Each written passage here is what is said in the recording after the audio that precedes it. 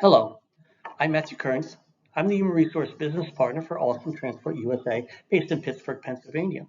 I am more than one of 85,000 Alstom employees who are working toward creating, developing, implementing a more sustainable, environmental friendly, and efficient method for moving people and product to help fuel the global economy. I'd like to thank the University of Pittsburgh and especially the Swanson School of Engineering for providing me the opportunity to speak with you briefly about behavioral-based interviewing. I'm going to be going through a lot of content very quickly, but please be assured that this presentation will be available for you to review at your leisure. There's also my contact information at the end, so that if you have questions or issues or other things you would like clarified, please feel free to reach out to me. So we're going to talk about how to apply for the position, how to prepare for the interview, and how to conduct yourself during and after the interview itself.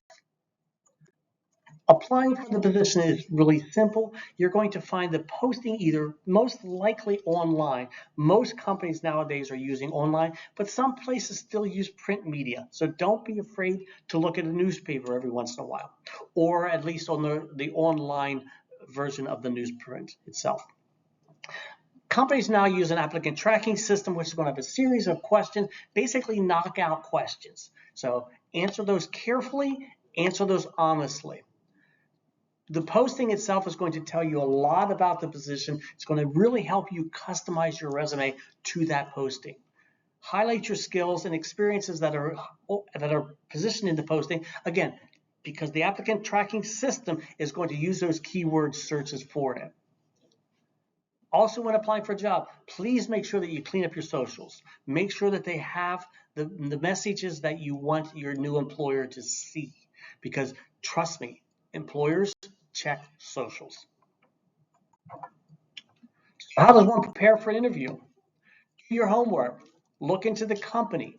Check out the company's socials, LinkedIn, Glassdoor, Facebook page, X, whatever they may have out there. Please check it out. Also, if you know the name of your interviewer, check them out as well. Because if you can make a connection with your interviewer, it's going to go a long way to enhance your viability as a candidate. Because they're checking you out, so check them out as well. When preparing for the interview, go back to the job posting itself. Take a look at the job posting, and that's going to tell you a lot about the skills and knowledges that they're going to be looking for. So take a look at those and come up with some stars. Situation, task, actions, results that kind of demonstrate your experience, your knowledge, your skills in meeting those objectives as presented in the posting. Situation and task. What was the basis for the action? Why did you take the action? What prompted the action? The actions itself, what did you do? Not what your team did, what did you do? I know we're all not talking in terms of me and teams and things like that. You're going to have to talk about what you did and then what your results from your actions were. Sometimes they're going to ask you for a less than positive outcome.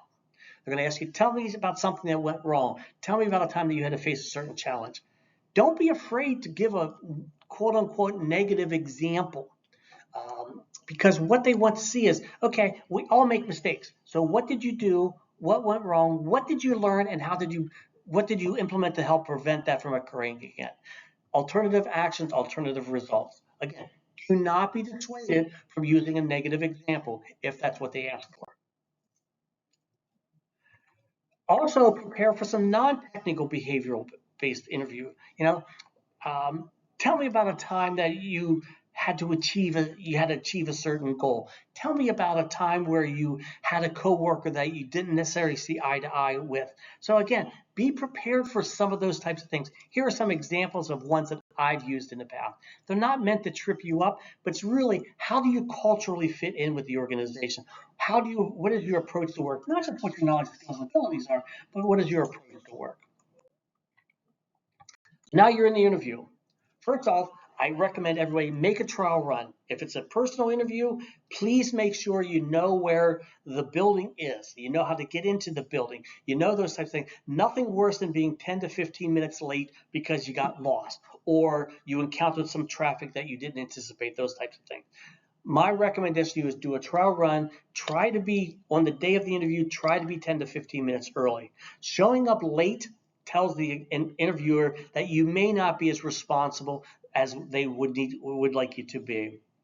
If it's a virtual interview, check your technology. Make sure your computer's in order, make sure that your camera's working, make sure that your sound's proper, make sure that everything's good, because you don't want to have to do that at the last minute. Nothing's more stressful than trying to figure that out while somebody's looking at you and you're trying to get those types of things worked out.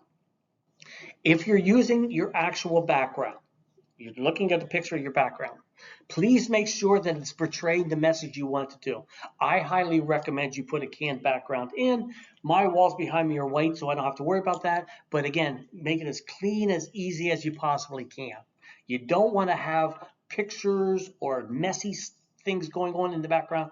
That's going to portray a certain message to the interviewer itself. Voice, tonality, body language, posture, gesturing, all part of the picture. So vary your pitch, vary your tone, vary your volume. Make those types of things work for you. Don't be afraid to practice with somebody. Look in a mirror, talk to yourself in a mirror. Again, these things all send messages. When you get into an interview, you're going to be nervous. That's okay. Nervousness kind of helps you keep your edge up there a little bit. So don't be afraid of being nervous. Embrace that.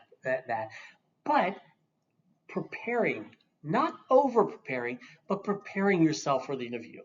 You want to make sure that you're dressed properly. You have your resume prepared. You have your messages. You kind of know what you want to talk about. Again, those types of things will help you decrease nervousness. Have questions for the interview. You're interviewing them as well. I tell candidates when I interview them, I say, I expect you to have questions for me, because if you do not, it means you're not really giving this a lot of thought as far as your career. Honestly, you are making a more serious decision than I am during the interview process, because if I make a bad decision, I can always get rid of you. If you make a bad decision, you're stuck there until you get a new position. So please be prepared for questions for the interviewer. Friendly with the receptionist and others that you will pass on the way to your interview. I have always used the first contact, security guard, receptionist, first person you meet with who can do absolutely nothing for you in the interview process, and how you interact with them is really important to me. Tells me a lot about the individual. Be nice to the receptionist. Be nice to the security guard. Be nice to everybody you talk to. Again, that sends a message to me. Breathe. Take time to breathe. Relax. It's okay. If you feel stuck on a constant question, take a deep breath, sit back, relax, come up with an answer. Do not be afraid to take some time, some breaks during the course of the interview. I don't mean like long breaks, but breathing activity. Be yourself. It's one thing you're good at. Be yourself. You know yourself, you know your strengths, you know your knowledge and skills. Make them shine for you. Stay positive, smile. It's an interview. It's not the end of the world. You're going to be going on lots of interviews. Job search is tough. You're going to be maybe going on a lot of interviews. Again, relax, be yourself, be comfortable, breathe, take it easy. So you had the interview. It went, by your perspective, it went very well, or it may not have gone so well.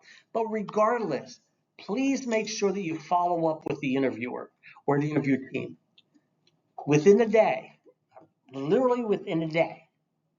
Send an email. They're going to probably give you their email address. So send them an email. They don't give you their email address. That's okay. Send it to the recruiter. Send it to the HR department. You want to send a follow-up message expressing your appreciation for their time and their energy. I give you an example of that. After a couple of weeks, if you haven't heard from them, check in. Because a lot of times people get distracted by things and the process may still be going on. So please feel free to check in. Again, an example of that email is there. Stay in touch. Even if you don't get the job, this person is now part of your network. The interviewer is a valuable new connection for help you create colleagues and those types of things in order to expand your network. What if you're ghosted? We've all been there. You have an interview, you don't hear from it. 60% of hiring managers in 2022 and recruiters admit that they've ghosted candidates. It's going to happen. Don't take it personally. Just move on. I have a personal example is I interviewed for a position and I didn't hear anything for almost a year. And they called me after about a year. So it happens. Just relax. Don't take it personally. Move on. Here's my contact information. Please feel free to contact me at your convenience, or if you have any questions. Best way to do it is via email or through text. So please feel free to reach out to me. Thank you so much for your time. Good luck with your job search.